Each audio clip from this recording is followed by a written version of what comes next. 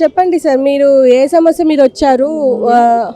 Madam నా పేరు శివరామ శాస్త్రి, భద్రాచలం మాది. నేను ఉమెన్ అండ్ చైల్డ్ వెల్ఫేర్ డిపార్ట్మెంట్లో 1992 నవంబర్ నుంచి జాబ్ చేస్తున్నా 4th క్లాస్ ఎంప్లాయీగా. దాంట్లో నాకు జూనియర్ అసిస్టెంట్ జాబ్లో చేరకముందే డబుల్ డిగ్రీ పాస్ అయ్యా. ఇప్పుడు 93-94లో నాకు జూనియర్ అసిస్టెంట్ పోస్ట్ ఇవ్వాలి. ఆ జూనియర్ అసిస్టెంట్ పోస్ట్ ప్రమోషన్ వస్తే నేను మినిస్టీరియల్ స్టాఫ్లోకి వచ్చి స్టెప్ బై స్టెప్ 2 సంవత్సరాలకు ఒకసారి ప్రమోషన్ వచ్చి జాయింట్ డైరెక్టర్ హోదాలో వెళ్తానని, హైయర్ క్వాలిఫికేషన్లు ఉన్నాయని నాకు 25 సంవత్సరాల దాకా జూనియర్ అసిస్టెంట్ పోస్టే నాకు ఇవ్వలే, ప్రమోషన్ ఇవ్వలే. దాన్ని ఎన్నిసార్లు తిరిగినా, ఉన్నతాధికారులు తిరిగినా నాకు న్యాయం చేయలే. ఆ డైరెక్టర్ దగ్గరికి, ఆర్జేడీ దగ్గరికి, కన్సల్ట్ ప్రాపర్ ఛానల్ ద్వారా దరఖాస్తు పంపించా, చాలాసార్లు పంపించా. వాళ్ళు న్యాయం చేయలేదని అప్పుడు మా కాంగ్రెస్ గవర్నమెంట్లో ముఖ్యమంత్రి రాజశేఖర రెడ్డి గారికి, కిరణ్ కుమార్ రెడ్డి గారిని, రోషయ్య గారిని కలిసా.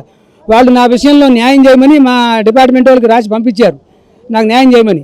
అయినా పట్టించుకోలేదు వాళ్ళు పట్టించుకోకపోతే ముఖ్యమంత్రి గారి ఆదేశాలు కూడా పట్టించుకోలేదు అని నేను కోర్టులకు వెళ్ళా. కోర్టులో నేను పెట్టుకున్న లాయర్కి నేను 25,000 ఇస్తే 50,000 లక్ష ఇచ్చా లొంగ తీసుకుని లాయర్ని. అట్లా 4-5 లాయర్ని లొంగ తీసుకున్నారు. ఆ లాయర్ నాకు న్యాయం చేయకుండా ట్రిబ్యునల్లోను, హైకోర్టులోను న్యాయం జరగకుండా చేశారు. ఇట్లా చేస్తున్నారు, లాభం లేదని నేను అన్యాయం చేస్తున్నారని అమ్మవారి దీక్ష పెట్టాను అనమాట, డ్యూటీ చేసుకుంటూ. అంటే ఆహారం తీసుకోకుండా ఆమరణ నిరాహార దీక్ష. అట్లా డ్యూటీలో ఒక దగ్గర 6-7 సార్లు చేశాను నేను. ఆ చేసేసరికి ఒకసారి నాకేంటంటే 2004లో నా ప్రయత్నం, ఒకసారి 10 రోజుల భవానీ దీక్షలో ఉంటే నా పేరు హత్యా ప్రయత్నం కూడా చేశారు. Warangal RJD, Bhadrachalam town police, Bhadrachalam CDPO కలిసి దాన్ని మానవ హక్కుల సంఘంలో వేసి అక్కడ కూడా లంచం పెట్టి నాకు తీర్పు కానివ్వకుండా అడ్డుపడ్డారు. అక్కడ మానవ హక్కుల సంఘంలో కూడా అక్కడ కూడా అన్యాయం జరిగింది. ఇట్లా చేసి ఇంత చేస్తున్నారని చెప్పి నేను మళ్ళీ 2015-16లో 103 రోజులు ఆమరణ దీక్ష చేశా. భద్రాచలం చిల్డ్రన్ హోమ్లో 4th క్లాస్ ఎంప్లాయీగా పనిచేసుకుంటూ. అది మా అన్ని పేపర్లోనూ, అప్పుడు తెలంగాణ గవర్నమెంట్ ఉంది, అప్పుడు తెలంగాణ గవర్నమెంట్లో ఆ పేపర్లో టీవీ న్యూస్ ఛానల్లో అన్నింటిలో వచ్చింది. అప్పుడు ఇన్ఛార్జి శిశు సంక్షేమ మంత్రి తుమ్మల నాగేశ్వరరావు గారు అన్నమాట. ఆయన స్పందించి నాకు చదువు తగ్గ పోస్ట్ ఇమ్మని వారిని ఆదేశించారు, మా డైరెక్టర్ని, ఆర్జేడీని. వాళ్ళు ఏం చేశారంటే నాకు ఎప్పుడో 93-94 రావాల్సిన జూనియర్ అసిస్టెంట్ పోస్ట్ని 2016 ఫిబ్రవరిలో ఇచ్చారు, 25 సంవత్సరాల తర్వాత. ఇదేంటమ్మా నాకు ఇట్లా అన్యాయం చేశారు, నాకు ఉన్నది ఇంకా 2 సంవత్సరాలు రిటైర్ అయిపోతున్నా, నాకు ఒక 34 సంవత్సరాలు నడక మాట రాని మెంటల్లీ ఫిజికల్లీ హ్యాండిక్యాప్డ్ అమ్మాయి ఉంది. ఆ అమ్మాయి వైద్యానికే 30-40 లక్షల రూపాయలు బెంగళూరు నిమాన్స్ హాస్పిటల్లో తెచ్చుకోమన్నారు, ఆపరేషన్ చేస్తామన్నారు. నాకు ప్రమోషన్ ఇవ్వకపోవడం వల్ల, నేను ఆర్థికంగా బలహీనతంగా ఉండటం వల్ల నా పాప వైద్యం చేసి సాగు బతుకుల్లో ఉంది, అమ్మాయి న్యాయం చేయమని. అప్పుడు విజయేంద్ర బోయి గారు అనమాట, వారిని పోయి కలిసా. ఆ విజయేంద్ర బోయి గారు ఏమి న్యాయం చేయలే, ఆమె అంతా అన్యాయపరురాలే. ఒక ప్రముఖ బోయి భీమన్న గారని ఆయన మనవరాలన్నమాట. అటువంటి మహానుభావుని వంశంలో పుట్టింది. లోకేష్ కుమార్ అని కలెక్టర్ భార్య. ఆ భర్త చెప్పినా కూడా వినిపించుకోలే. నా నిరాహార దీక్ష 322 రోజులు నిరాహార దీక్ష చేశా. అట్లా న్యాయం చేయలేదామా, చేయకపోయేసరికి లాభం లేదని చెప్పి నేను అట్లాగే ఆ తర్వాత రిటైర్ అయిపోయి అట్లనే న్యాయం చేయకపోవడం వల్ల 2019 మే 31న రిటైర్ అయిపోయినా ఏం చేశానంటే హైకోర్టులో వేసా, తెలంగాణ హైకోర్టులో నాకు 2021 డిసెంబర్ 31న ఆర్డర్ ఇచ్చారనమాట. 1995 నుండి సర్వీసు ఆర్థిక రాయితీలతో ఈ శివరామ శాస్త్రికి అన్ని బెనిఫిట్స్ కల్పించమని హైకోర్టు మా డైరెక్టర్కి, ప్రిన్సిపల్ సెక్రటరీకి పంపించిందనమాట. పంపిస్తే వెళ్ళి కలిస్తే ఏం న్యాయం చేయలే. అప్పుడు తెలంగాణ గవర్నమెంట్లో వెళ్ళి మా ఇన్ఛార్జి మినిస్టర్ గారు ఆయన మల్లారెడ్డి గారు 2 సార్లు వారి ఇంటి దగ్గర కలిసా వెళ్ళి, వాడు వారు న్యాయం చేయలే. సీఎం కేసీఆర్ గారు కలవడానికి చాలాసార్లు ప్రయత్నం చేశా తెలంగాణ గవర్నమెంట్లో. అప్పుడు ప్రజా దర్బార్ అనేది మూసేశారు, లేదు.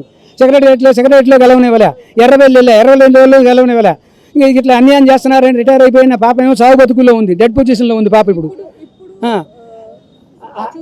అన్యాయం జరుగుతుందని నేను ఇప్పుడు కాంగ్రెస్ గవర్నమెంట్ వచ్చిందని సీఎం కేసీఆర్ గారు, రెబల్ స్టార్ గారు సమస్యలు ఆయన అన్నీ తెలిసి ఆయనకి న్యాయం చేస్తారని ఆ దర్బారు పెట్టిన మొదటి రోజే డిసెంబర్ 8వ తారీఖున వచ్చి దరఖాస్తు పెట్టాను నేను. దరఖాస్తు పెడితే దాన్ని మా భద్రాద్రి కొత్తగూడెం జిల్లా కలెక్టర్ గారికి పంపించారు. ఆ కలెక్టర్ ఆఫీస్ నుంచి వరంగల్ ఆర్జేడీ గారికి పంపించారు. నాకు 25 సంవత్సరాలు అన్యాయం చేసింది వాళ్ళే. బాగా అవినీతిలో కూరుకుపోయారనమాట వాళ్ళు.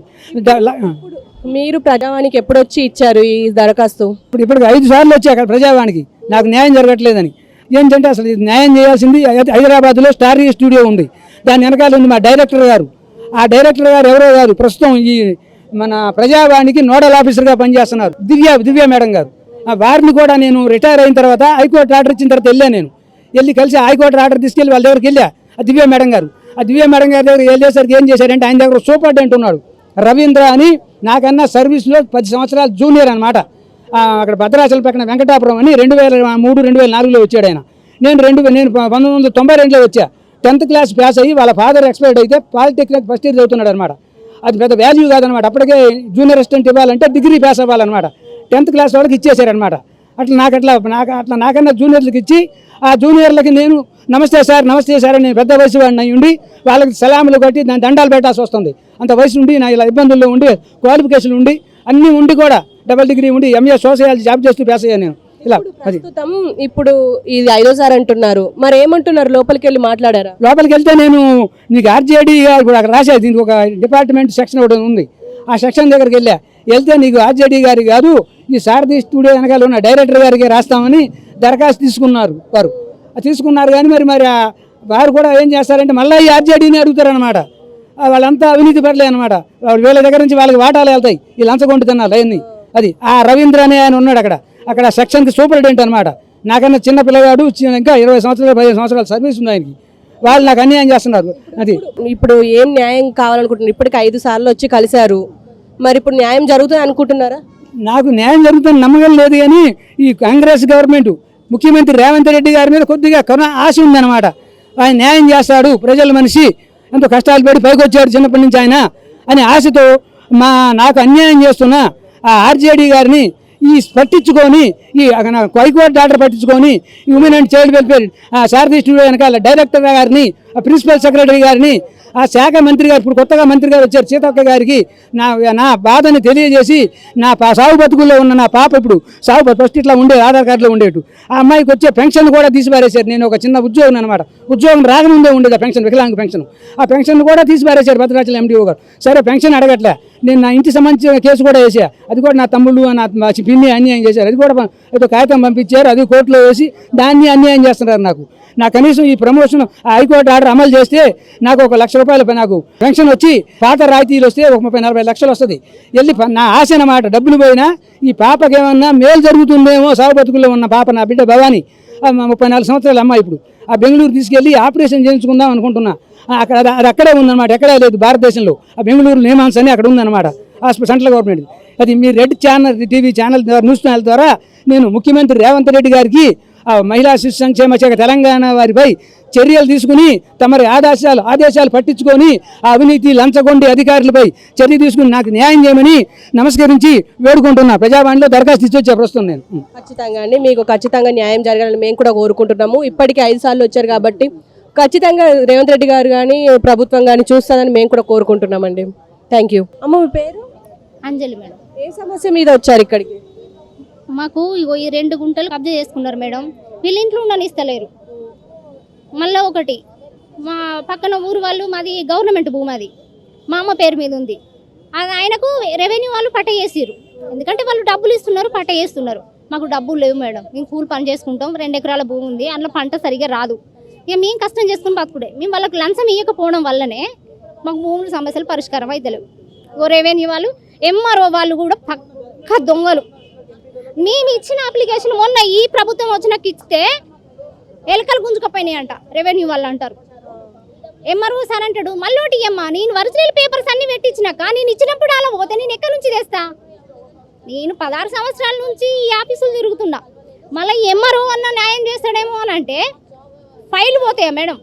ఆఫీస్ ఉండదు ఎందుకు సార్? మరి ఇక్కడ కెమెరా లేదా అంటే కెమెరా లేదు, అది వాళ్ళకు అనుకూలంగా చేసుకున్నారు.